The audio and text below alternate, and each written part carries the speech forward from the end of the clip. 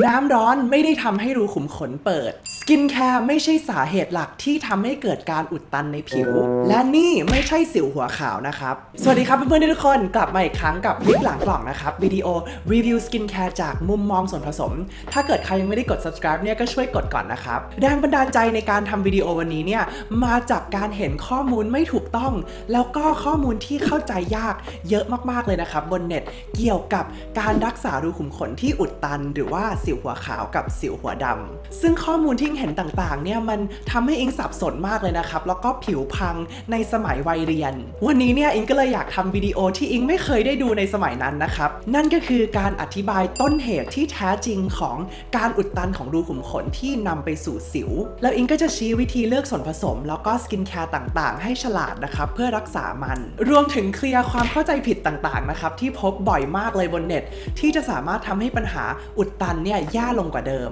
เพราะฉะนั้นถ้าพร้อมแล้วเราไปดูกันเลยดีกว่า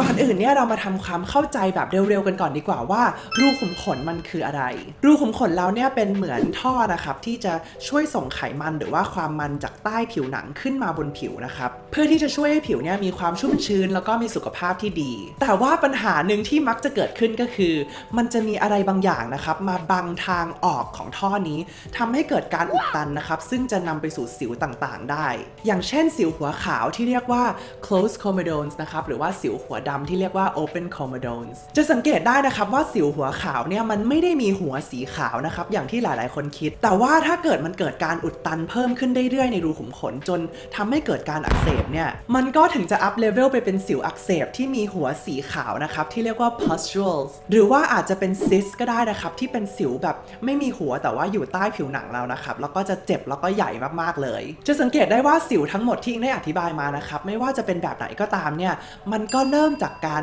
อุดตันในรูขุมขนถ้าอย่างนั้นเนี่ยอะไรเป็นสาเหตุที่ทำให้รูขุมขนอุดตันหรือว่ามีอะไรมาบังรูขุมขนบ้างและคุณสามารถทำอะไรเพื่อลดโอกาสนี้ได้และในทางกลับกันคุณไม่ควรทำอะไรที่เห็นบนเน็ตบ้างสาเหตุแรกที่ทำให้เกิดการอุดตันนะครับก็คือการทำงานผิดปกติของเซลล์ผิวหนังอย่างแรกก็คือเซลล์ผิวหนังที่ตายแล้วนะครับที่ไม่ยอมไปเกิดใหม่สักทียังสถิตอยู่ที่เดิมไม่ไปไหนนะครับแล้วก็ทำให้ท่อมันอุดตันแล้วก็ความมันเนี่ยก็ไม่สามารถออกมาข้างบนผิวหนังได้ในขณะเดียวกันมันก็มีสิ่งที่เรียกว่า hyperkeratinization ด้วยซึ่งเป็นอาการที่ร่างกายของเราเนี่ยผลิตเซลล์ผิวหนังขึ้นมาเยอะมากๆเลยทำให้เพิ่มโอกาสที่จะเกิดการอุดตันได้ในท่อนะครับเหมือนถ้าเกิดคุณลองนึกถึงถนนสาทรช่วง 6 โมงเย็นเนี่ยที่รถหนาแน่นมากๆเลยทำให้พี่วินมอเตอร์ไซค์เนี่ยมีความลำบากในการซิกแซกเพื่อไปถึงจุดที่หมายนะครับตอนนี้อิงรู้เลยนะครับว่าหลายๆคนที่ดูอยู่เนี่ยจะต้องอยากไปซื้อสครับหรือว่าเครื่องมือน่ากลัวต่างๆเพื่อที่จะดูดทุกอย่างออกมาจากรูขุมขนเลยแต่ว่าอิงอยากให้ทุกคนเหยียบเบรก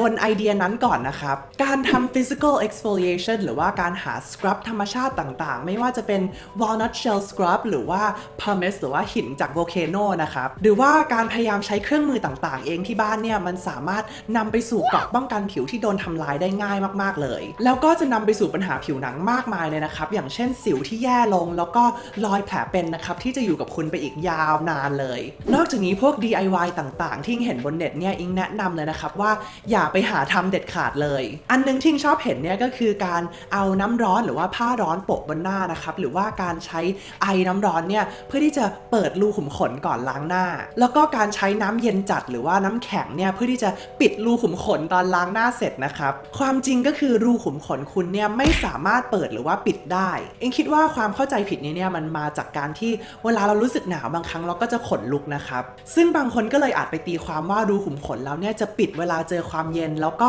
เปิดเวลาเจอความร้อนนี่เป็นความเข้าใจผิดนะครับข้างๆรูขุมขนเราเนี่ยมันจะมีกล้ามเนื้อนะครับที่ชื่อว่า erector pili muscle ที่มันจะดันให้ขนเนี่ยชี้ขึ้นหรือว่าชี้ลงเวลาที่มันเจอความร้อนหรือว่าความเย็นแต่ว่ารูขุมขนเราเนี่ยมันเป็นแค่รูนะครับมันไม่ใช่กล้ามเนื้อแล้วมันก็ไม่สามารถเปิดหรือว่าปิดได้เพราะฉะนั้นการทำให้ผิวเราเนี่ยต้องเจอกับความร้อนมากหรือว่าความเย็นมากเนี่ยมันไม่ค่อยมีจุดประสงค์เท่าไหร่นะครับแต่จะสามารถสร้าง ร้างการระคายเคืองให้ผิวได้มากกว่าถ้าอย่างนั้นเนี่ยคุณสามารถทำอะไรได้บ้างเพื่อช่วยให้เซลล์ผิวหนังของคุณเนี่ยทำงานได้ดีขึ้นอิงก็แนะนำให้หาส่วนผสม Active อย่างเช่นกรด AHA หรือว่ากรด BHA นะครับหรือว่าอาจจะหาเป็นวิตามิน A ก็ได้กรด BHA หรือว่า Salicylic Acid เนี่ยมันเป็นกรดที่ชอบน้ำมันนะครับแล้วก็รูขุมขนแล้วเนี่ยก็เป็นเหมือนท่อน้ำมันแปลว่ากรด BHA เนี่ยมันจะสามารถลงไปในรูขุมขนเราได้ดีกว่ากรดตัวอื่นๆเพื่อขจัดเซลล์หรือว่าสิ่งต่างๆที่กำลังอุดตันอยู่นะครับแล้วก็เคลียร์การอุดตันในท่อนอกจากนี้เนี่ยมันก็มีกรด AHA ด้วยนะครับเป็นกรดที่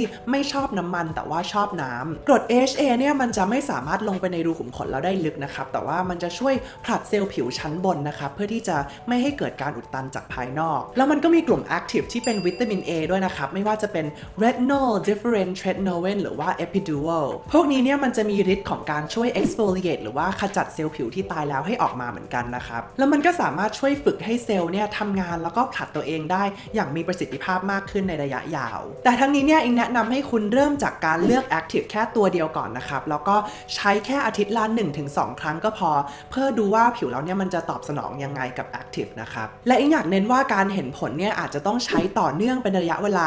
2-3 เดือนเลยอิงก็มีวิดีโออีกอันนึงอธิบายวิธีการใช้ Active พวกนี้แล้วก็ Active ตัวอื่นๆด้วยนะครับอิงก็แนะนำให้คุณสามารถไปดูอันนั้นก่อนได้นะครับอย่างที่2ที่สามารถทำให้รูขุมขนหรือว่าทางออกท่อเนี่ยอุดตันก็คือซีบัมหรือว่าความมันที่ผิวเราผลิตขึ้นมาเองนี่แหละครับอิงชอบได้ยินหลายๆคนบ่นนะครับว่าเครื่องสำอางหรือว่าสกินแคร์ที่ตัวเองใช้อยู่เนี่ยทำให้เกิดการอุดตันมากๆเลยในผิวถึงแม้ว่าผลิตภัณฑ์ต่างๆที่เราใช้เนี่ยจะสามารถทำให้ปัญหาของการอุดตันในผิวเนี่ยแย่ลงได้นะครับหรือว่าที่เราเรียกว่า comedogenic เนี่ยแต่จริงๆแล้วความมันที่ร่างกายของเราผลิตขึ้นมาเองนี่แหละอาจจะเป็นตัวที่ comedogenic หรือว่าอุดตันมากกว่าใครเพื่อนเลยมันมีไขมันตัวหนึ่งที่เรียกว่า squalene นะครับที่เป็นส่วนประกอบหลักในไขมันบนผิวเรามันจะช่วยทำให้ผิวเราเนี่ยมีความชุ่มชื้นแล้วก็แข็งแรงนะครับแต่มันมีงานวิจัยมากมายเลยนะครับที่ชี้ว่าตัว squalene เนี่ยมันสามารถ oxidize ได้เมื่อโดนรังสี UV จากแสงแดดแปลว่าอะไรแปลว่าไขมันบนผิวเราเนี่ยมันมีสิทธิ์เกิดความเหนียวนะครับแล้วก็เป็นตัวที่อุดตันรูขุมขนหรือว่า comedogenic มากๆเลยถ้าเกิดโดนแสง UV ด้วยความรู้ตรงนี้เนี่ยเราสามารถไปต่อยอดเพื่อใช้ในชีวิตประจำวันยังไงได้บ้างเรามาพูดถึงสิ่งที่คุณไม่ควรทำกันก่อนดีกว่าอย่างแรกเลยนะครับสกินแคร์ที่คุณใช้อยู่อาจจะไม่ใช่สาเหตุหรือว่าต้นเหตุของการอุดตันในผิวที่คุณพบอยู่ก็ได้เพราะฉะนั้นคุณไม่ควรรีบด่วนสรุปสกินแคร์ตัวหนึ่งจนเกินไปแล้วก็เปลี่ยนสกินแคร์บ่อยๆนะครับเพราะว่าการเปลี่ยนส่วนผสมใหม่ๆทุกอาทิตย์เนี่ยมันเพิ่มโอกาสที่จะทำให้เกิดการระคายเคืองบนผิวคุณมากๆเลยอิงไม่ได้บอกว่าถ้าเกิดคุณคิดว่าสกินแคร์ตัวหนึ่งมันไม่เวิร์กสำหรับคุณเนี่ยคุณควรจะดื้อแล้วก็ใช้มันต่อนะครับแต่อิงแค่อยากให้คุณลองพิจารณาด้วยนะครับว่ามันมีสาเหตุอีกมากมายเลยอย่างเช่นการออกซิไดซ์ของไขมันหรือว่าซีบัมของตัวเองที่สามารถทำให้เกิดการอุดตันที่คุณเห็นอยู่ก็ได้อีกอย่างหนึ่งที่อิงอยากเน้นมากๆเลยนะครับก็คือหลายๆคนเนี่ยอาจจะใช้เว็บไซต์อย่าง Skin Charisma หรือว่า EWG เพื่อลองพลิกหลังกล่องศึกษาส่วนผสมต่างๆอยู่และหลายๆครั้งเนี่ยเว็บไซต์พวกนี้ก็จะชอบ list หรือว่าเขียนว่าส่วนผสมบางตัวเนี่ยมีความ comedogenic หรือว่ามีโอกาสที่จะทำให้เกิดการอุดตันสูงอย่างเช่นส่วนผสมซิลิโคนแล้วก็ mineral oil นะครับซึ่งอิงย้ำอยู่เสมอเลยว่ามีคุณหมอผิวหนังกับมีงานวิจัยมากมายที่ออกมาบอกเราครั้งแล้วครั้งเล่านะครับว่าเป็นส่วนผสมที่จะไม่ทำให้อุดตันจริงๆแล้วค่า comedogenic rating นะครับที่เราเห็นบนเว็บไซต์พวกนี้หรือว่าที่แบรนด์ต่างๆมักใช้เพื่อการตลาดอย่างเช่น non comedogenic เนี่ยค่า rating ที่เขานำมาใช้เนี่ยอิงคิดว่าเป็นการตลาดมากๆเลยนะครับแล้วก็จริงๆแล้วมีความน่าเชื่อถือค่อนข้างน้อยเพราะว่า rating พวกนี้เนี่ยเราได้มาจากการทดสอบบนหูกระต่ายนะครับในช่วงยุค 1960s ซึ่งตั้งแต่นั้นมาเนี่ยนักวิทยาศาสตร์มากมายก็ต่างพบว่าหูของกระต่ายเนี่ยมันไม่ได้เหมือนผิวบนใบหน้าของเราเลยไว้อิงจะมาทำคลิปบ่นเกี่ยวกับเคลมการตลาดต่างๆนะครับอย่างเช่นอันนี้แล้วก็มีอีกมากมายเลยอย่างเช่น fragrance free allergen free non toxic แล้วก็ dermatologist tested นะครับเคลมต่างๆพวกนี้เนี่ยมันมีเรื่องราวให้อิงเล่าแล้วก็บ่นเยอะมากๆเลย ถ้าอย่างนั้นเนี่ยเราจะสามารถปกป้องผิวเราแล้วก็ไขมันจากการถูกออกซิไดซ์ด้วยแสง UV ได้ยังไงบ้างอย่างแรกเลยง่ายมากๆเลยนะครับคุณต้องทากันแดดที่มี SPF 50 บวกแล้วก็ PA บวก 3 หรือว่า 4 ตัวนะครับแล้วก็อย่าลืมทาซ้ำทุก 2-3 ชั่วโมงไม่ว่าผลิตภัณฑ์ตัวนั้นจะเขียนว่าอะไรก็ตามนะครับ all day protection long wear หรือว่าคงทนไม่ว่าเขาจะเขียนอะไรก็ตามเนี่ยคุณก็ต้องทาทุก 2-3 ชั่วโมงโดยเฉพาะถ้าเกิดคุณ อยู่ในแดดนะครับอย่างที่2ก็คือหาสารต้านอนุมูลอิสระเพื่อปกป้องการออกซิไดซ์นะครับก่อนที่คุณจะออกไปเจอแดดอย่างเช่นวิตามินซีนะครับที่มีงานวิจัยสนับสนุนเยอะมากๆเลยว่าเป็นสารต้านอนุมูลอิสระที่ดีโดยเฉพาะในรูปแบบของวิตามินซี 100% ที่เรียกว่า ascorbic acid อิงก็มีวิดีโอวิตามินซีแบบเต็มๆด้วยนะครับถ้าเกิดคุณอยากรู้เพิ่มเพราะว่า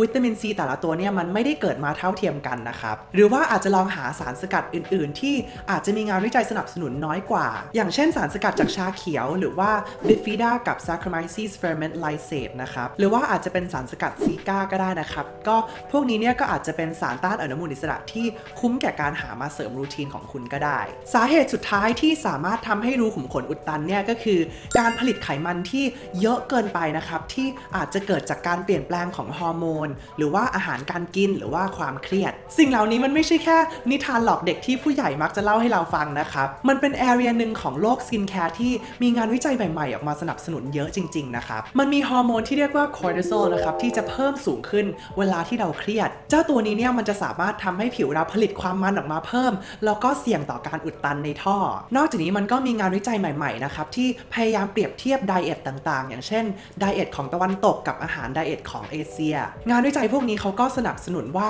การที่เรากินของเนี่ยที่มี high glycemic load เยอะๆนะครับหรือว่าอาหารที่มีน้ำตาลสูงอย่างเช่นขนมปังหรือว่าข้าวขาวของหวานหรือว่าของทอดต่างๆเนี่ยมันสามารถทำให้ผิวของเราเนี่ยผลิตความมันออกมาได้เยอะขึ้นจริงๆเพราะฉะนั้นสิ่งที่คุณไม่ควรทำหรือว่าพยายามลดเนี่ยก็น่าจะค่อนข้างชัดเจนอยู่แล้วนะครับอย่างแรกเลยก็คือพยายามอย่านอนดึกนอนให้เป็นเวลานะครับแล้วก็นอนให้เพียงพอเพื่อที่จะไม่ทำให้การทำงานของฮอร์โมนในร่างกายของเราเนี่ยมันเสียสมดุลอย่างที่2ก็คือพยายามลดอาหารที่มีน้ำตาลสูงนะครับสำหรับคนไทยเราเนี่ยก็อาจจะลองเปลี่ยนจากข้าวขาวมาเป็นข้าวไรซ์เบอร์รี่เป็นครั้งคราวบ้างก็ได้และส่วนผสมที่ควรใช้เพื่อลดความมันมีอะไรบ้างอย่างแรกเลยก็คือ niacinamide หรือว่าวิตามิน B3 นะครับส่วนผสมนี้เนี่ยพบได้ค่อนข้างง่ายแล้วในผลิตภัณฑ์ต่างๆในตลาดมันเป็นตัวที่มีงานวิจัยสนับสนุนเยอะนะครับว่าจะสามารถช่วยคุมความมันหรือว่าลดความมันในผิวได้อาจจะใช้เซรั่ม niacinamide เจาะจงโดยเฉพาะเลยอย่างเช่นของ The Ordinary หรือว่าหาผลิตภัณฑ์อย่างเช่น moisturizer หรือว่า toner ที่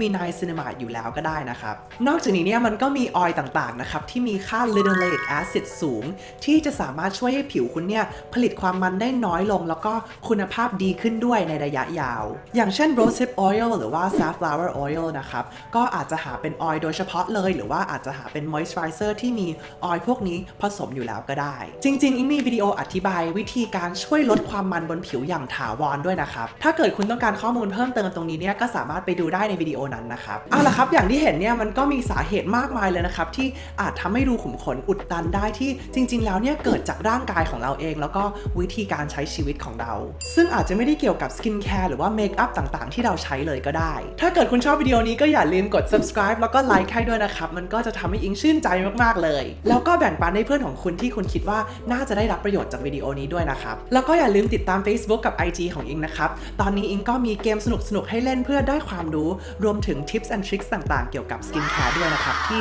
อาจจะไม่ได้พูดถึงในช่องนี้ขอบคุณมากๆนะครับที่ให้อิงมาเป็นส่วนหนึ่งในชีวิตของคุณวันนี้แล้วก็เจอกันใหม่อาทิตย์หน้านะครับ